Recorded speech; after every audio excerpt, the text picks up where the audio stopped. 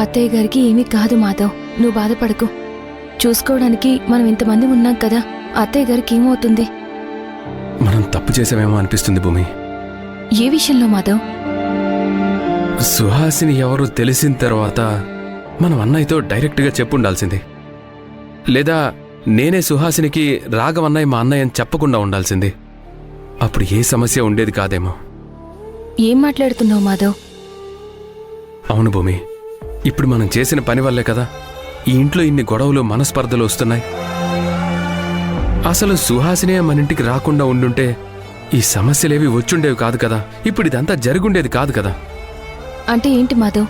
ఒక ఆడపిల్ల సుహాసిని తనకి అన్యాయం జరిగినా పర్వాలేదు కానీ మీ ఇంట్లో వాళ్ళు బాధపడకూడదు అంటావు, అంతేనా? సుహాసిని గారు, మీ అన్నయ్య తన ప్రాణంగా అనుకుని తనతో తన మిగిలిన జీవితం అంతా ఊహించుకుని అది జరగక ఇంట్లో వాళ్లతో గొడవపడి వేరే పెళ్లి చేసుకోకుండా ఈ ఇంటి వారసురాల్ని తన కడుపులో మోసి ఎన్నో కష్టాలు పడి ఇంతదాని చేసింది. సుహాసిని గారు, ఇప్పటివరకు పడిన కష్టాలు చాలావంటావా? తను జీవితాంతం ఇలాగే కష్టాలు పడుతూ ఉంటే బావుండేదంటావా? మీ అన్నయ్య కూతురు ఎవరూ లేని అనాథగా ఎక్కడో దూరంగా బ్రతికుంటే బావుండేదంటావా? చెప్పు మాధవ్. నీ నోటి వెంట ఇంత స్వార్థపూరితమైన మాటలొస్తాయని నేనెప్పుడూ అనుకోలేదు. ఈ మాట నా మనసులో నుంచి వచ్చింది కాదు భూమి, బాధలో నుంచి వచ్చింది. మనమేమో సుహాసిని బిడ్డని అన్నయ్యకు దగ్గర చేయాలనుకుంటున్నాం. సుహాసిని ఇంటి కోడలిగా అందరికీ పరిచయం చేయాలనుకుంటున్నాం. కానీ అది అంత ఈజీగా జరిగే పని అనిపించలేదు.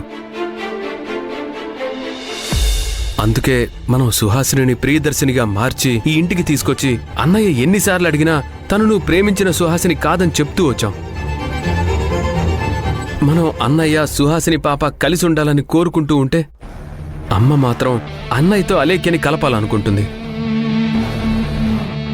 కానీ నిజానికి అన్నయ్య అలేఖ్య ఇద్దరు భూమి ఆకాశంలో చాలా దూరంలో ఉన్నారు. అన్నయ్య ఇప్పుడున్న పరిస్థితుల్లో మనం ఎంత ప్రయత్నించినా, అమ్మ ఎంత ప్రయత్నించినా అలేఖ్యని మాత్రం తన జీవితంలోకి యాక్సెప్ట్ చేయడు. అలా అని మనం ఇప్పుడున్న పరిస్థితుల్లో సుహాసిని గురించి చెప్పలేం. నాకేం చేయాలో అర్థం కావడం లేదు. పెద్దలు ఒక అబద్ధం ఆడితే దాన్ని కప్పిపుచ్చడానికి 100 అబద్ధాలు ఆడాల్సి వస్తుందని చెప్తే అలా ఎందుకో నాకు అర్థమయ్యేది కాదు. కానీ నాకిప్పుడు అర్థమవుతుంది.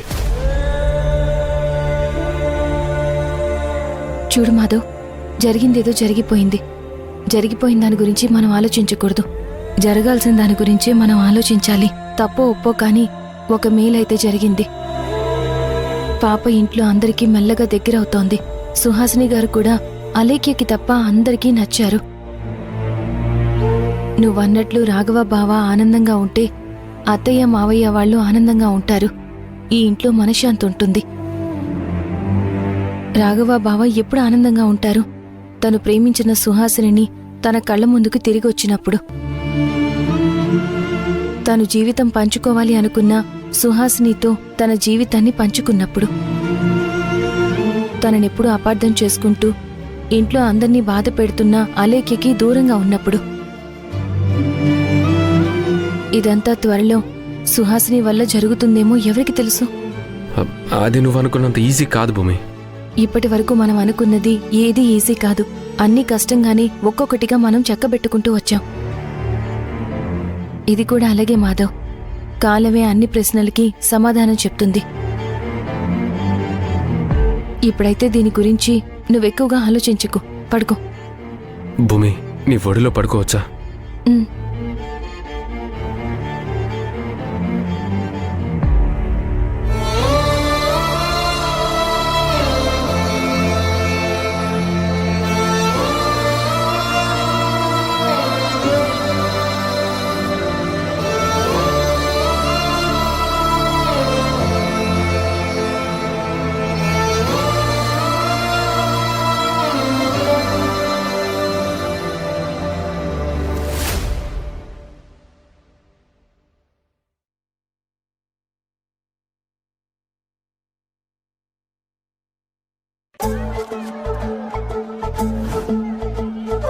భూమి, ఈ పూలదండలేంటి? ఈరోజు అత్తయ్య గారి మావయ్య గారి పెళ్లి రోజు. ఈ టెన్షన్లో పడి నాకు గుర్తే లేదు భూమి. అంతేకాదు ఈరోజు అక్క బావ మ్యారేజ్ డే కూడా కదా. ఆ, అవును మాధవ్. కానీ ఎవరు సెలబ్రేట్ చేసుకునే పరిస్థితుల్లో ఇల్లు లేదు కదా. నిజమే మాధవ్. కానీ అత్తయ్య గారి ఆరోగ్యం బాగోలేదు కదా. కనీసం ఇలాంటిదేదైనా చిన్న అకేషన్ జరిగితే అందరూ సంతోషంగా ఉంటే అత్తయ్య గారి మనసు కుదుట పడుతుందని ఇవన్నీ తీసుకొచ్చాను. నువ్వనుకుంది బాగానే ఉంది భూమి. కానీ అమ్మకు అలా ఉంటే అక్క వాళ్ళు పెళ్లి రోజు జరుపుకోవడానికి ఎలా ఒప్పుకుంటారు?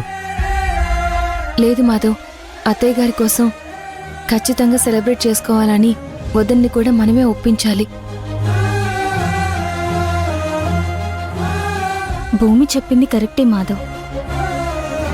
ఒక విధంగా చెప్పాలంటే అటువంటి మంచి సందర్భం మిస్ అవ్వడానికి నేను కూడా కారణం అవ్వకూడదు. దయచేసి ఏదో ఒకటి చేసి ఈ అకేషన్ జరిగేలా చూసి అందరూ సంతోషంగా ఉండేలా చూడండి.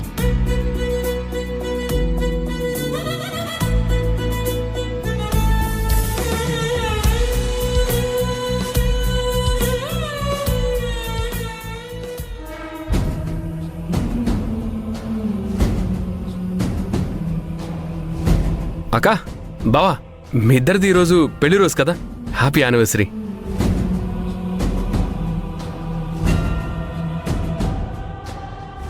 అది కాదు మాధవ్, మాకు గుర్తుంది.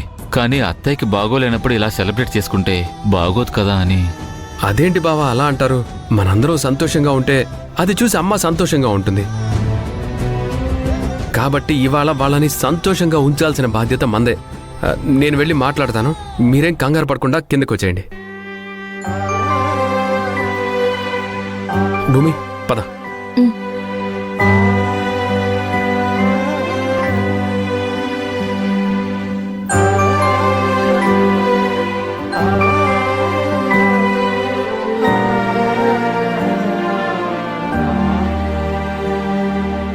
నాన్న, అమ్మా, హ్యాపీ మ్యారేజ్ యానివర్సరీ. తొందరగా రెడీ అయితే సెలబ్రేషన్ స్టార్ట్ చేద్దాం. ఎందుకురా ఇప్పుడు ఇవన్నీ? మ్యారేజ్ డే చేసుకునే సిచ్యువేషన్లో ఇప్పుడు మేము ఉన్నామా? అయినా మేము మ్యారేజ్ డే సెలబ్రేషన్ చేసుకుంటే చూసే వాళ్ళందరూ నవ్వుతారా? ఏమైందన్న, ఎందుకు ఇలా మాట్లాడుతున్నారు? ఈ వయసులో పెళ్లి రోజు ఎందుకు చేసుకోకూడదు? నేను అంటుంది వయసు గురించి కాదురా. మాకు ఏ అర్హత ఉందని చేసుకోవాలి? కొడుకుల్ని బాగా పెంచామా?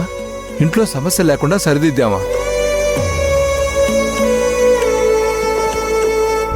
చిన్న కూతురికి అందరినీ పిలిచి పెళ్లి చేశామా? అలా ఏం చేయలేదు కదా. కనీసం ఈ కుటుంబానికి ఒక మనవణ్ణో మనవరాలను కూడా ఎత్తుకునే అర్హత మాకు లేదు కదా. చూడండి మావయ్య గారు,